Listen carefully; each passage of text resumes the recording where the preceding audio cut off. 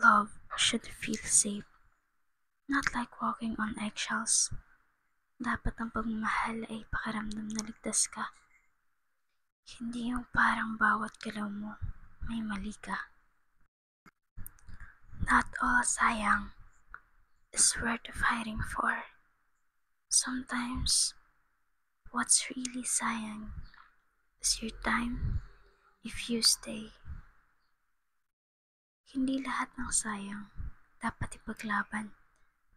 Minsan, mas sayang ang oras mo kung magpapakatanga ka pa. Love should bring peace, not anxiety. Ang totoong pagmamahal dapat nagbibigay ng kapayapaan, hindi takot at duda. You deserve someone who stays, not someone who always leaves and comes back. Mas deserve mo yung tao mananatili, hindi yung paulit-ulit kang iniiwan tapos babalik kapag gusto niya.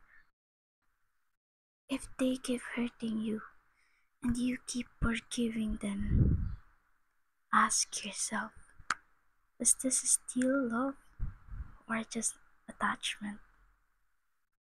Kung paulit-ulit ka niyang sinasaktan at paulit-ulit mo siyang pinapatawad, tanungin mo sarili mo, pagmamahal pa ba to